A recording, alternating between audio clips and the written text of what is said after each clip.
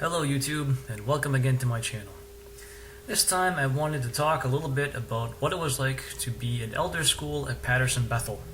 This is something that a few years back they decided to have another school for the elders that would last 1 week, and originally for the coordinators and then the secretaries, that was held at Patterson Bethel. So the point at which I went, I was actually a coordinator of the body of elders, and that was a couple of years ago. But before I talk about this school, I want to just talk a little bit about what it was like being at Patterson Bethel for a week. Now, that's the only time I spent a week at Bethel. But it's something that's always held up as a goal for Jehovah's Witnesses, so I felt like it was a great privilege to actually be there. But when I got there, it was interesting. I picked up right away that there was at the time I considered it to be a subtle mind control that was going on, but there was a very definite mind control that was exercised throughout all of Bethel. Everything was very choreographed, very structured. For example, the elders were told they had to arrive in suits when they arrived for their school. Everything had to look a certain way. And there was this feeling that you were supposed to feel happy because you were at Bethel. And oftentimes you would see people that would have the obligatory smiles on their face to project that image of how happy they were to be at Bethel. But a number of things there struck me as strange. For example, they left the lighting low in the hallways at nighttime. I guess they were trying to be environmentally friendly. It struck me as strange, but I didn't think much about it. And there were a number of people there that had this preoccupation with who had seniority. It manifests itself in funny ways. People seemed to make a joke of it. One time we were getting on an elevator for whatever reason, me and some of the other guys in the class, and some people got on and says, "Oh, we'll just take advantage of your seniority and ride the elevator with you."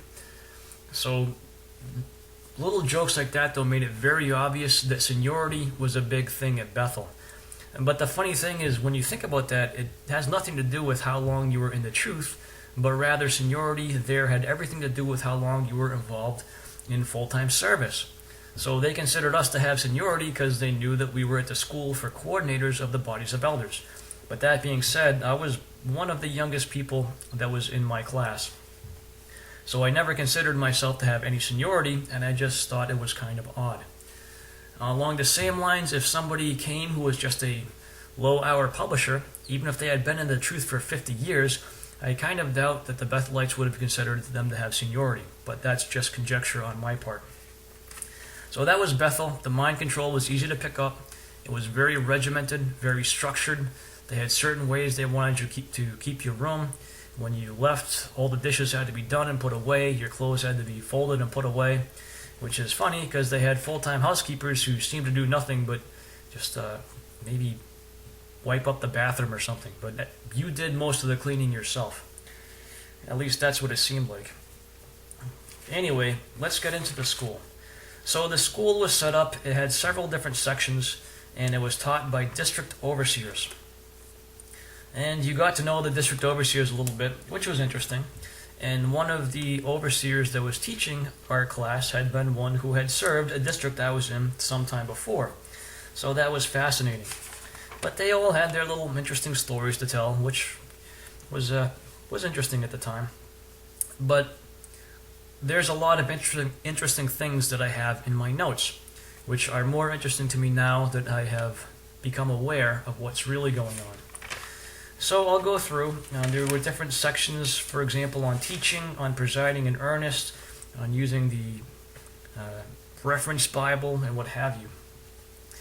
What I've done is gone through and highlighted some of my notes that I thought would be of interest. And this may take a few videos. I'm not sure just how many yet. But I'll go through and I'll read some of my notes and I'll make some comments on them. First one I have highlighted is it tells us that the heavenly organization has to be as real to us as Jehovah's earthly organization. We want to think about both earthly and heavenly organization. So the interesting part there is the way they're telling it is we can see the earthly part of the organization, so almost as if that was supposed to be more real to us than Jehovah's heavenly organization. But right away you see the emphasis that is being placed on the earthly organization. It's almost as if that is more important to them as the heavenly organization, And they emphasize that by telling us that we're supposed to think as the heavenly organization as being as real as the earthly organization. Which, if you were truly a Christian, it should have kind of been the other way around. The heavenly organization should have been more real to you than the earthly organization. But that's not what the organization taught. So, another point a little further on, this is the section that these notes are in is entitled Coordinator of the Body of Elders Presiding in Earnest.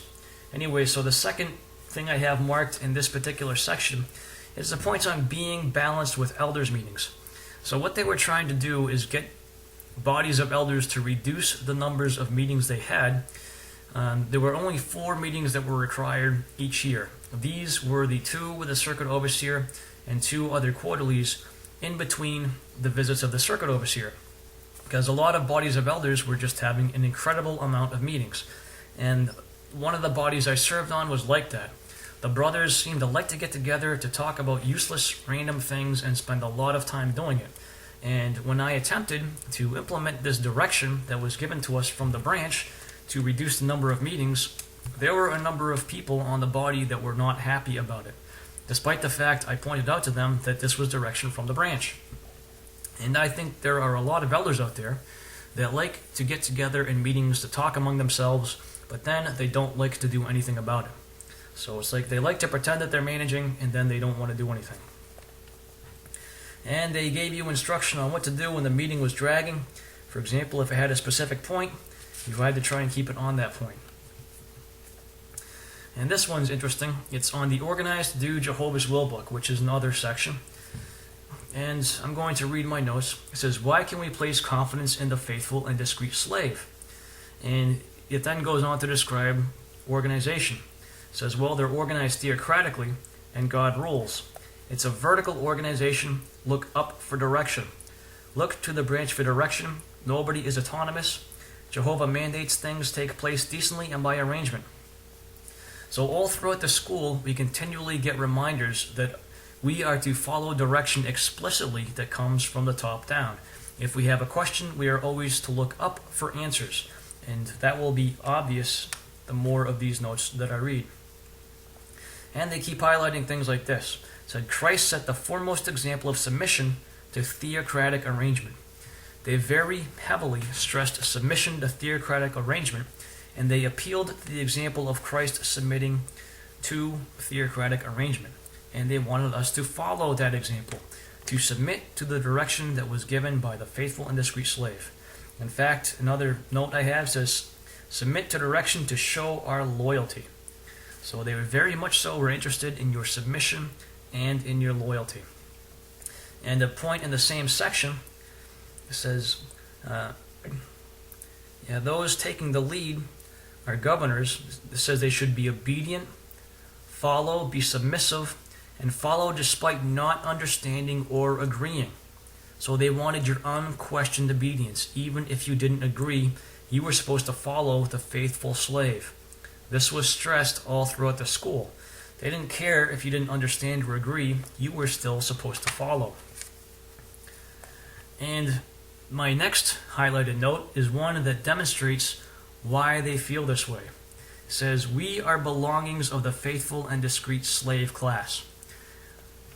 So basically, that note tells you everything you need to know about the governing body.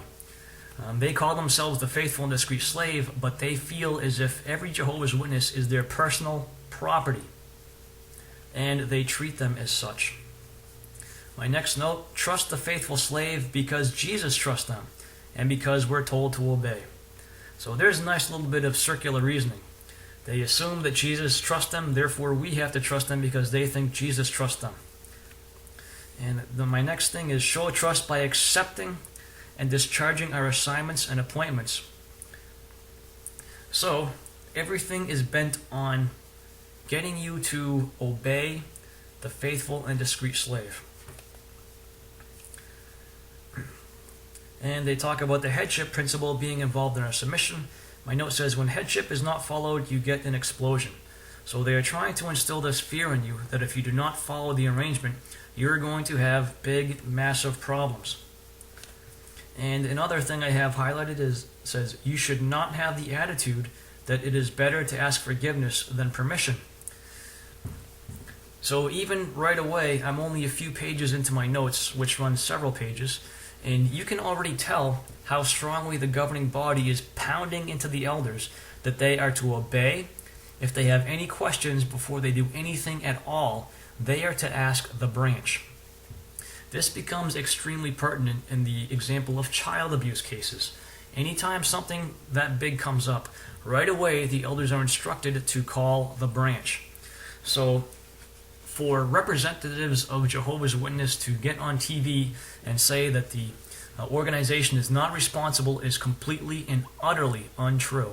Every single thing the elders do is directed by the branch, and that is reinforced through things like this elder school, as you can tell just by the first few notes I've read. And the more notes I read, the more obvious this is going to become. So other things. So this is on a section, Develop Spirituality Through Personal Study. And the note I have highlighted says, divisions existed in Corinthians. They were following fleshly wisdom. They could not disfellowship someone sinning. That's why Paul wrote to them to kick out the bad man. So they had issues with basic Christian doctrine, and they all started from worldly philosophy. So they're associating worldly thinking of any sort with something that's evil, that's going to distract you from serving God. And of course, worldly, in terms of Jehovah's Witnesses, means anything that's not directly sanctioned by Jehovah's Witnesses. Anyone who is not one of Jehovah's Witnesses is worldly. So they are planting in your head that any sort of thinking that is not in line with thinking directly sanctioned by or instructed by Jehovah's Witnesses is worldly. And more thoughts demonstrating the type of people they are. It says, we have a schedule because we love Jehovah. And in terms of having a schedule, they mean a schedule for field service, a schedule for study, a schedule for meeting preparations, a schedule for going to the meetings, a schedule for circuit overseers visits, a schedule for circuit assemblies, a schedule for district conventions. They schedule your entire life for you. And they're trying to convince you that you have this schedule because you love Jehovah. And here's another interesting point. We were talking about Peter, and they said Peter talked about suffering. He realized that suffering was involved with being a Christian. So Jehovah's Witnesses at the very highest levels are programmed to believe that they are going to suffer for being Christians. And at this elder school, that was reinforced for us. If you are a Christian, you are going to suffer. This is what Peter preached. So when you think about it, Jehovah's Witnesses get a dual message on a regular basis. They are told that they're the happiest people, but they also expect to be suffering a lot. So the reality is only one of those can possibly be true. So they pretend to be happy, while in fact most of them are actually suffering in some way, shape, or form. And the governing body is very aware of this. That's why they have programs like this, to remind the elders, who are then going to disseminate this to the congregations, that part of being a Christian is in fact suffering. So the governing body is very efficient at knowing what's going on and at directing it to keep people in line with their own personal thoughts. So those are only the first few pages of my notes. I see that I'm running up my time on the video here, but even from those first few pages, you get an idea of what the elder school was like. The points are very obvious. It's that the elders have to follow direction from the governing body. They are not autonomous. They cannot make their own decisions. And if they have a question, that question has to go up, and they can't just try to answer it themselves. So this is the beginning of my description of what elder school was like. This might take another video or two to finish, but most of you who are watching this will never have been to an elder school. You've only interacted with people who have, and you've perhaps wondered why they're so crazy. So hopefully this helps you to understand. So thank you for watching, YouTube. See you next time.